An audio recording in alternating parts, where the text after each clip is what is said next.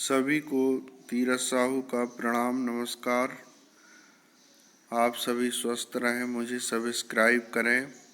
आज हम कोरोना महामारी जो पृथ्वी में इतना महामारी के रूप में फैला हुआ है, इसके बारे में जानकारी प्राप्त करेंगे और इससे हम कैसे बचेंगे, कैसे सुरक्षित रहें, इसके बारे में संपूर्ण जानकारी आपको देंगे। आप हमारे साथ बने रहें और इसको पूरा ध्यान से समझें ताकि आप कोरोना जैसे महामारी से अपने सुरक्षा और अन्य लोगों की सुरक्षा कर सकें। कोविड-19 इसका नाम दिया गया है। यह एक संक्रमण है जो सीधे अथवा संक्रमित व्यक्ति वस्तु के संपर्क में आने से फैलता है। यह संक्रमण ऊपरी सांस श्वसन तंत्र को प्रभावित करता है, जैसे नाक, गला, फेफड़े आदि। कोरोना वायरस एक नवीन संक्रामक है जिसे नोवेल कोरोना वायरस का नाम दिया गया है। यह संक्रामक वायरस प्रथम बार वुहान, चाइना में दिसंबर माह में पहचाना गया। कोरोना वायरस कितना घातक है? कोरोना वायरस में उच्च संक्रामकता परंतु निम्न घातक है। कोविड-19 की घातकता दर 23% है। यह 2003 में फैले घातक दर 10% एवं 2012 में सामने आई MERS घातक दर 35% से बेहद कम है। तो फिर कोरोना संक्रमण का इतना आतंक क्यों? सिद्ध तथ्यों की कमी एवं अफवाहों के कारण समुदाय में खलबली है। वायरस के नवीन होने के कारण लोगों में पड़ने वाले प्रभाव के बारे में संपूर्ण जानकारी का अभाव है। संपूर्ण जानकारी न होने से ही हम कोरोना से बचने में कामयाब नहीं हो पा रहे हैं और संक्रमित होते हैं। इसलिए साथ में बने रहें और कोरोना के बारे में जानकारी प्राप्त करें ताकि हम अपने सुरक्षा कैसे कर सकते हैं। तो क्या हर प्रभावित व्यक्ति में मौत की संभावना है? नहीं। लगभग 80% रोगियों में केवल हल्के लक्षण होते हैं और वे 2 सप्ताह में ठीक हो जाते हैं।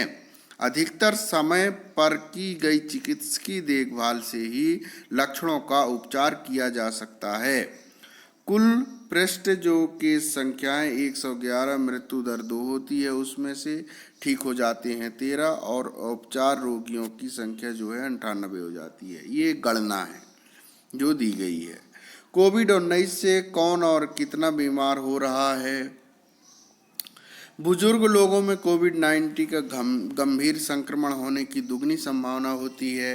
प्रायः कोरोना वायरस से संक्रमित बीमारी बच्चों एवं युवा वयस्कों में अत्यंत हल्की होती है। किसको? बच्चों एवं युवा वयस्कों में ये बीमारी अत्यंत हल्की होती है। इसको ध्यान से समझें और इसमें ध्यान रखें। क्या बच्चों को भी कोरोना वायरस संक्रमण का खतरा है? बहुत अच्छा प्रश्न है ये। क्या बच्चों को भी कोरोना वायरस संक्रमण का खतरा है? कोविड-19 बच्चों में बेहद मंद लक्षण एवं यदा-कदा की ही प्रकट होता है। 18 वर्ष से कम उम्र में केवल 2% प्रकरण ही प्रतिवेदित हैं। इनमें से भी 3% से कम बच्चों में ही गंभीर जटिल रोग होना पाया गया है।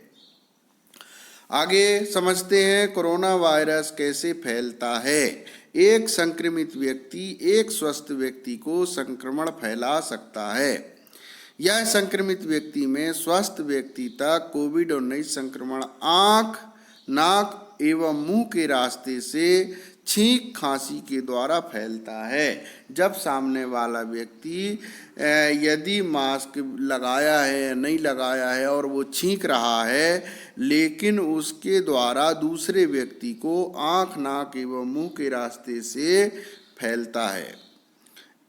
संक्रमित रोगी के निकट संपर्क से भी यह फैल सकता है। यदि कोई आपके आसपास संक्रमित रोगी है तो भी उससे यह फैल सकता है। इसके बारे में आप मोहल्ले में, गांव में जहां रहते हैं, आस पड़ोस, वहां पर आपको मालूम होना चाहिए कि कौन संक्रमित व्यक्ति है और हम किसी व्यक्ति से कितने दूर रहें, उसके संपर्क में ना आएं। यदि आपके मोहल्ले पड़ोस में कोई संक्रमित है तो आप किसी से भी संपर्क में ना आएं, तो ही आपकी सुरक्षा ज़्यादा अच्छी मानी जाएगी। संक्रमित वस्तु सतहों के संपर्क से भी कोरोना कोविड-19 फैल सकता है।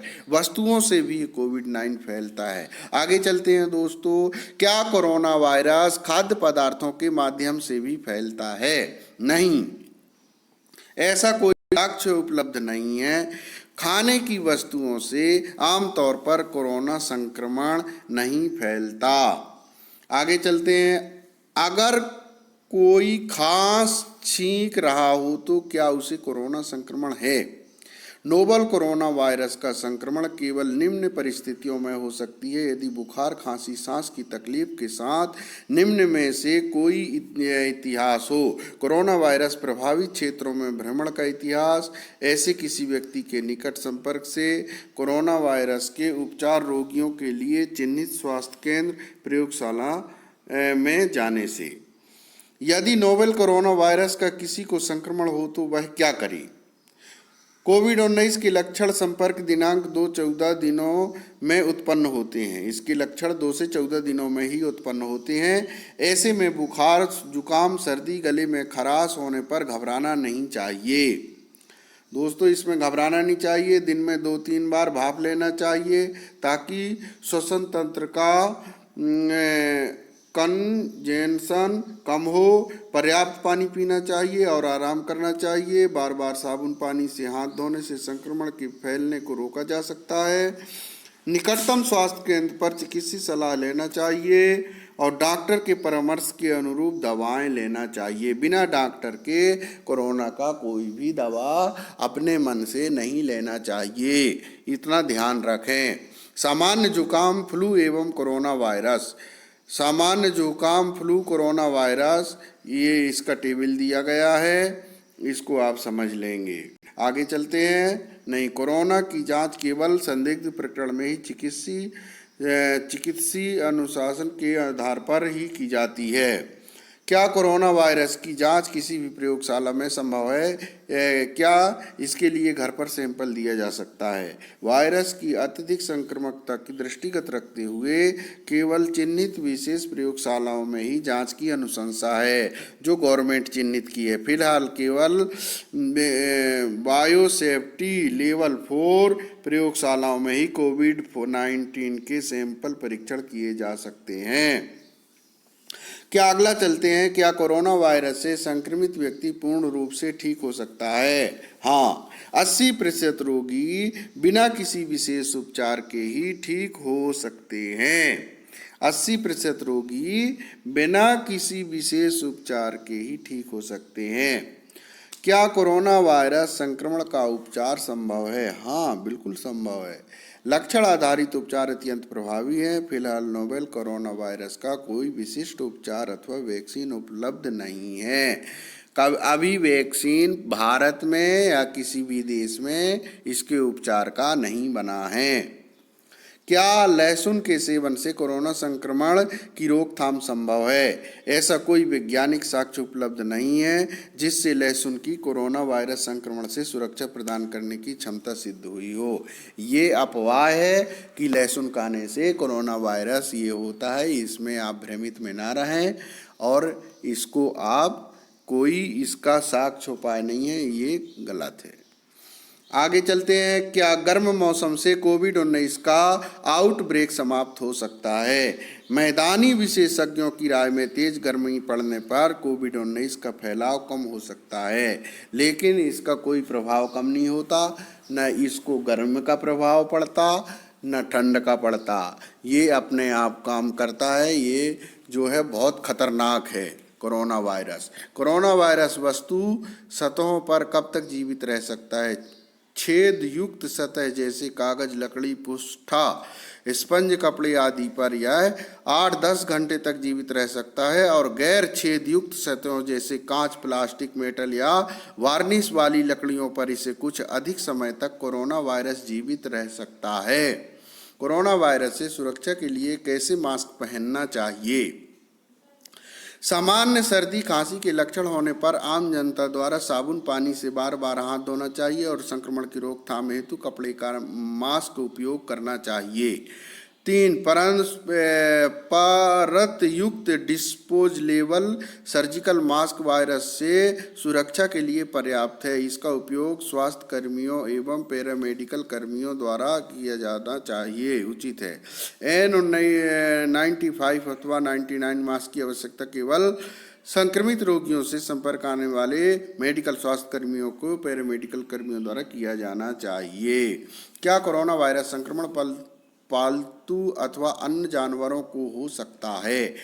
बहुत अच्छा प्रश्न है। अभी तक पालतू या अन्य जानवरों में कोरोना से बीमारी का कोई प्रतिवेदन नहीं है। फिर भी जानवरों से संपर्क के पहले एवं बाद में हाथ धोना उचित है, क्योंकि यह जानना कठिन है कि पालतू जानवरों से के बालों से संक्रमण मौजूद है अथवा नहीं। कोरोना वायरस के लिए प्रमुख चिंता का विषय क्या है? कोविड-19 का वायरस आसानी से एवं निरंतर रूप से फैल रहा है। समुदाय में फैलाव अभी China, Korea, Iran, Italy, Hong Kong, south Korea आदि में देखा गया है। कोरोना से बचाव के 3 महत्वपूर्ण सूत्र: खुद की सुरक्षा करें, आपके प्रियजनों की सुरक्षा करें और आपके समुदाय की सुरक्षा करें। ये कोरोना से बचाव के 3 महत्वपूर्ण सूत्र हैं, ध्यान रखना है। खुद की सुरक्षा: साबुन पानी से बार बार एवं नियमित रूप से हाथ धोवें। जब साबुन पानी उपलब्ध नहीं हो तो अल्कोहल युक्त सैनिटाइजर का उपयोग करना चाहिए। अपने आँख, नाक, मुंह को छूने से बचें। खांसते एवं छींकते व्यक्ति से न्यूनतम 1 मीटर की दूरी बनाएं। 1 मीटर की दूरी 3-3.5 फीट होता है। हाथ से संपर्क के स्थान पर नमस्ते अथवा आवाज का अभिवादन करें। हाथ जोड़ के नमस्ते करें, दूर से नमस्ते करें, छुएं ना, दूर रहें। ये हम जब किसी के स्पर्श में नहीं आते तो ये बीमारी नहीं फैलता। आपके प्रियजनों की सुरक्षा: आपके हाथ पर खांसते अथवा छींकने से बचे रुमाल, टिश्यू का उपयोग करें अथवा बाजू को मोड़कर उसके अंदरूनी सतह को मुंह को ढकें। अनावश्यक भ्रमण ना करें व भीड़ भाड़ से बचें। यदि आप बीमार हैं या किसी बीमार की देखभाल कर रहे हो तो मास्क का उपयोग अनिवार्य रूप से करें। आपके समुदाय की सुरक्षा: जो समुदाय परिवार आपका है उसकी आप सुरक्षा। यदि कोई बीमारी होते चिकित्सकीय उपचार का परामर्श लें।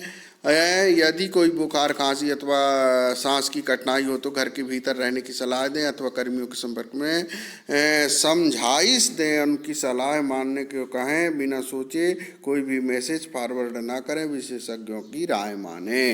तो दोस्तों, आप कोरोना से परिचित हो गए हैं, इसको विशेष ध्यान रखें और इसको ध्यान में रख कर के कार्य करें। ओके, नमस्कार सभी को, नमस्ते।